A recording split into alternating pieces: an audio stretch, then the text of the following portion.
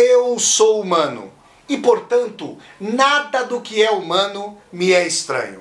Assim falava o poeta e dramaturgo romano Terêncio, e assim falo eu, Flávio Ricardo Vassoler, escritor, professor e youtuber. E hoje, em mais um vídeo de leitura literário-filosófica aqui do meu canal do YouTube, Flávio Ricardo Vassoler, eu trago para vocês fragmentos do livro Uma História da Sexualidade, do filósofo francês Michel Foucault. Esse primeiro livro, esse primeiro volume que se chama Vontade de Saber. Sem mais então, passemos a palavra a Michel Foucault para entrevermos os meandros da história da sexualidade. Parece que, por muito tempo, teríamos suportado um regime vitoriano e a ele nos sujeitaríamos ainda hoje. A pudicícia imperial figuraria no brasão de nossa sexualidade contida, muda, hipócrita. Disse que no início do século XVII ainda vigorava uma certa franqueza. As práticas não procuravam o segredo. As palavras eram ditas sem reticência excessiva e, as coisas, sem demasiado disfarce. Tinha-se com o ilícito uma tolerante familiaridade. Eram frouxos os códigos da grosseria, da obscenidade, da decência, se comparados com os do século XIX. Gestos diretos, discursos sem vergonha, transgressões visíveis, anatomias mostradas e facilmente misturadas, crianças astutas vagando, sem incômodo nem escândalo entre os risos dos adultos. Os corpos pavoneavam.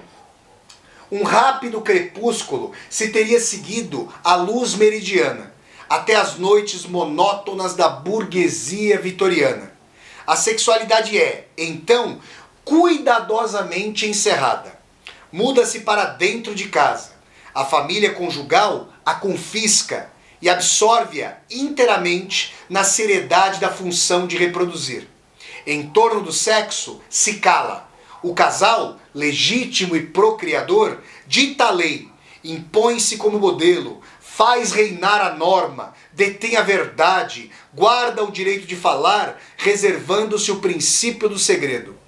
No espaço social, como no coração de cada moradia, um único lugar de sexualidade reconhecida, mas utilitário e fecundo, o quarto dos pais. Ao que sobra, só resta encobrir-se. O decoro das atitudes esconde os corpos. A decência das palavras limpa os discursos.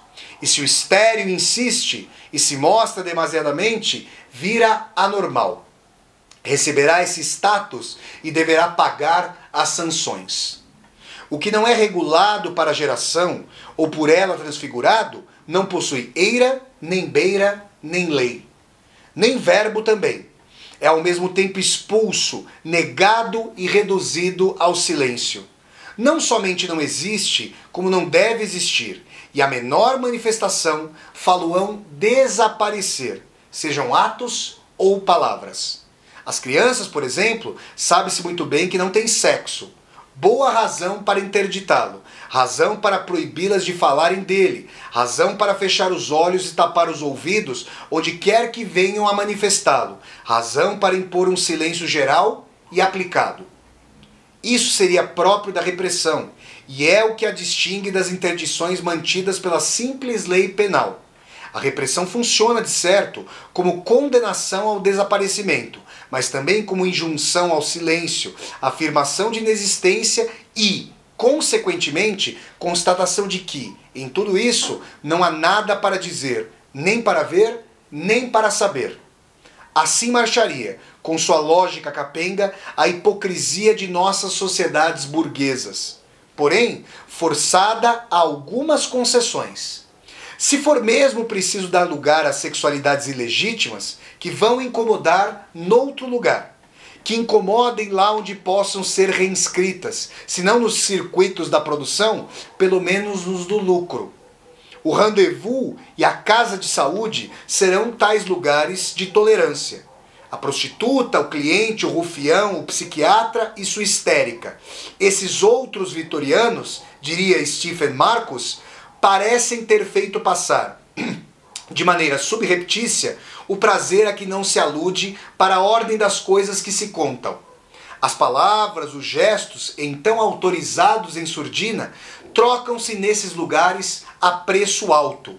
Somente aí o sexo selvagem teria direito a algumas das formas do real, mas bem insularizadas, e a tipos de discurso clandestinos, circunscritos, codificados. Fora desses lugares, o puritanismo moderno teria imposto seu tríplice decreto de interdição, inexistência e mutismo. Estaríamos liberados desses dois longos séculos, onde a história da sexualidade devia ser lida inicialmente como a crônica de uma crescente repressão? Muito pouco dizem-nos ainda, talvez por Freud. Porém, com que circunspecção, com que prudência médica, com que garantia científica de inocuidade e com quanta precaução para tudo manter sem receio de transbordamento no mais seguro e mais discreto espaço entre divã e discurso, ainda um murmúrio lucrativo em cima de um leito. E poderia ser de outra forma? Explicam-nos que, se a repressão foi, desde a época clássica, o modo fundamental de ligação entre poder, saber e sexualidade, só se pode liberar a um preço considerável. Seria necessário nada menos que uma transgressão das leis, uma suspensão das interdições, uma irrupção da palavra, uma restituição do prazer ao real e toda uma nova economia dos mecanismos do poder, pois a menor eclosão de verdade é condicionada politicamente. Portanto, não se pode esperar tais efeitos de uma simples prática médica nem de um discurso teórico, pois por mais rigoroso que seja. Dessa forma, denuncia-se o conformismo de Freud, as funções de normalização da psicanálise, tanta timidez por trás dos arrebatamentos de Reich e todos os efeitos de integração assegurados pela ciência do sexo ou as práticas, pouco mais do que suspeitas, da sexologia. Esse discurso sobre a repressão moderna do sexo se sustenta, sem dúvida porque é fácil de ser dominado. Uma grave calção histórica e política o protege. Pondo a origem da idade de repressão no século XVII, após centenas de anos de arejamento e de expressão livre, faz-se com que coincida com o desenvolvimento do capitalismo. Ela faria parte da ordem burguesa. A crônica menor do sexo e de suas vexações se transpõe imediatamente na cerimoniosa história dos modos de produção. Sua futilidade se dissipa. Um princípio de explicação se esboça por isso mesmo. Se o sexo é reprimido com tanto rigor, é por ser incompatível com uma colocação no trabalho, geral e intensa. Na época em que se explora sistematicamente a força de trabalho, poder-se-ia tolerar que ela fosse dissipar-se nos prazeres, salvo naqueles reduzidos ao mínimo que lhe permitem reproduzir-se? O sexo e seus efeitos não são, talvez, fáceis de decifrar. Em compensação, assim recolocada, sua repressão é facilmente analisada. E a causa do sexo, de sua liberdade, do seu conhecimento e do direito de falar dele, encontra-se com toda a legitimidade ligada às honras de uma causa política. Também o sexo se inscreve no futuro. Um espírito cuidadoso indagaria talvez se tantas precauções para atribuir à história do sexo um patrocínio tão considerável não trazem consigo traços de antigos pudores. Como se fosse preciso nada menos do que essas correlações valorizantes para que tal discurso pudesse ser proferido ou aceito. Existe talvez uma outra razão que torna para nós tão gratificante formular em termos de repressão as relações do sexo e do poder. É o que se poderia chamar o benefício do locutor.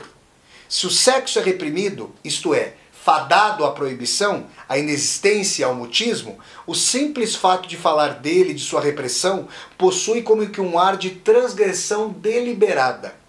Quem emprega essa linguagem coloca-se, até certo ponto, fora do alcance do poder. Desordena a lei, antecipa, por menos que seja, a liberdade futura. Daí essa solenidade com que se fala, hoje em dia, do sexo. Os primeiros demógrafos e os psiquiatras do século XIX, quando tinham que evocar o sexo, acreditavam que deviam pedir desculpas por reter a atenção de seus leitores em assuntos tão baixos e tão fúteis. Há dezenas de anos que nós só falamos de sexo fazendo pose. Consciência de desafiar a ordem estabelecida. Tom de voz que demonstra saber que se é subversivo. Ardor em conjurar o presente e aclamar um futuro para cujo apressamento se pensa contribuir. Alguma coisa da ordem da revolta, da liberdade prometida, da proximidade da época de uma nova lei, passa facilmente nesse discurso sobre a opressão do sexo. Certas velhas funções tradicionais da profecia nele se encontram reativadas. Para amanhã, o bom sexo. É porque se afirma essa repressão que se pode ainda fazer coexistir discretamente o que o medo do ridículo ou o amargor da história impedem a maioria dentre nós de vincular. Revolução e felicidade. Ou, então, revolução em um outro corpo, mais novo, mais belo. Ou, ainda, revolução e prazer. Falar contra os poderes, dizer a verdade e prometer o gozo. Vincular a iluminação, a liberação e a multiplicação de volúpias. Empregar um discurso onde conflui o ardor do saber, a vontade de mudar a lei e o esperado jardim das delícias. Eis o que, sem dúvida, sustenta em nós a obstinação em falar do sexo em termos de repressão. Eis também o que explica, talvez, o valor mercantil que se atribui não somente a tudo o que dela se diz, como também ao simples fato de dar atenção àqueles que querem suprimir seus efeitos. Afinal de contas, somos a única civilização em que certos prepostos recebem retribuição para escutar cada qual fazer confidências sobre seu sexo. Como se o desejo de falar e o interesse que disso se espera tivessem ultrapassado amplamente as possibilidades de escuta. Alguns chegam até a colocar suas orelhas em locação. Mais do que essa incidência econômica, o que me parece essencial é a existência, em nossa época, de um discurso em que o sexo, a revelação da verdade, a inversão da lei do mundo, o anúncio de um novo dia e a promessa de uma certa felicidade estão ligados entre si. É o sexo, atualmente, que serve de suporte dessa velha forma, tão familiar e importante no Ocidente, a forma da pregação. Uma grande prédica sexual, que teve seus teólogos sutis e suas vozes populares, tem percorrido nossas sociedades há algumas dezenas de anos, fustigando a antiga ordem, denunciando as hipocrisias, enaltecendo o direito do imediato e do real, fazendo sonhar com uma outra cidade. Lembremo-nos dos franciscanos e perguntemo-nos como foi possível que o lirismo, a religiosidade que acompanharam durante tanto tempo o projeto revolucionário, tenham sido, nas sociedades industriais e ocidentais, transferidos, pelo menos em boa parte, para o sexo. A ideia do sexo reprimido, portanto, não é somente objeto de teoria. A afirmação de uma sexualidade que nunca fora dominada com tanto rigor como na época da hipócrita burguesia negocista e contabilizadora é acompanhada pela ênfase de um discurso destinado a dizer a verdade sobre o sexo, a modificar sua economia no real, a subverter a lei que o rege, a mudar seu futuro. O enunciado da opressão e a forma da pregação referem-se mutuamente. Reforçam-se reciprocamente. Dizer que o sexo não é reprimido, ou melhor, dizer que entre o sexo e o poder a relação não é de repressão, corre o risco de ser apenas um paradoxo estéril. Não seria somente contrariar uma tese bem aceita. Seria ir de encontro a toda a economia, a todos os interesses discursivos que a sustentam. É nesse ponto que gostaria de situar a série de análises históricas de que este livro é, ao mesmo tempo, introdução e como que uma primeira abordagem, indicação de alguns pontos historicamente significativos e esboço de certos problemas teóricos. Trata-se, em suma, de interrogar o caso de uma sociedade que desde há mais de um século se fustiga ruidosamente por sua hipocrisia, fala prolixamente de seu próprio silêncio, obstina-se em detalhar o que não diz, denuncia os poderes que exerce e promete liberar-se das leis que a fazem funcionar. Gostaria de passar em revista não somente esses discursos, mas ainda a vontade que os conduz e a intenção estratégica que os sustenta. A questão que gostaria de colocar não é por que somos reprimidos, mas por que dizemos com tanta paixão, tanto rancor contra nosso passado mais próximo, contra nosso presente e contra nós mesmos, que somos reprimidos.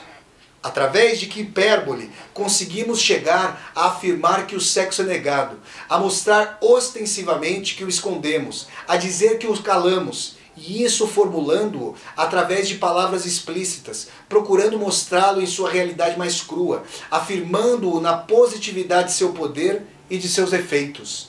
Seria legítimo, certamente, perguntar por que, durante tanto tempo, associou-se o sexo ao pecado. E, ainda, seria preciso ver de que maneira se fez essa associação e evitar dizer de forma global e precipitada que o sexo era condenado.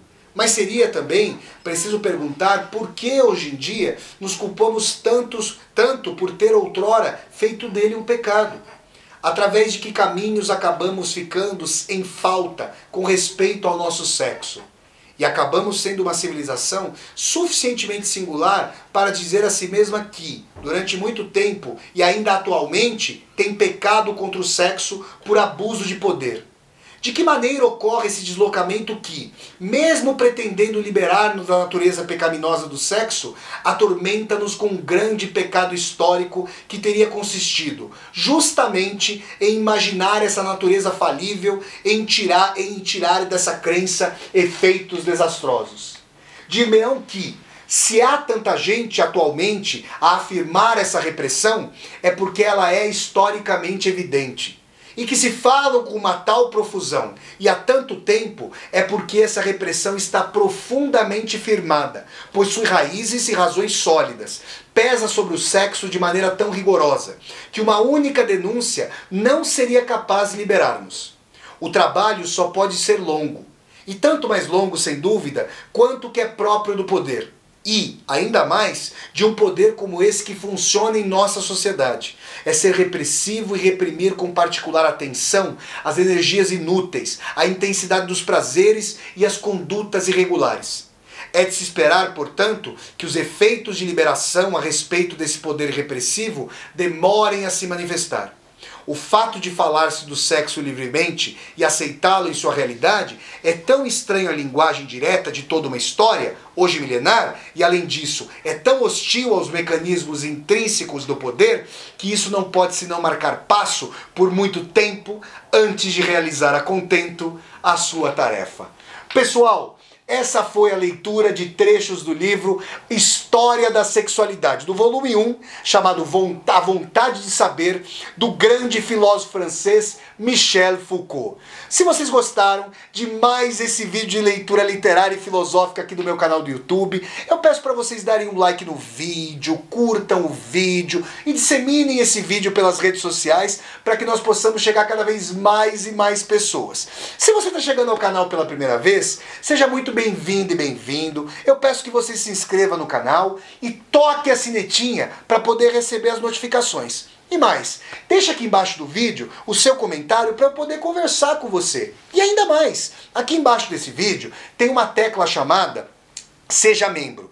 Se você gosta das minhas resenhas de livros, das minhas resenhas de filmes, das minhas aulas ao vivo e dos meus vídeos de leitura literária, considere a possibilidade de apoiar financeiramente o canal, se tornando um membro ou uma membro humanista, segundo sua possibilidade financeira. Tudo bem, gente? Então, pessoal, ficamos aqui com mais esse vídeo de leitura literária e até a próxima. Tchau, tchau, gente!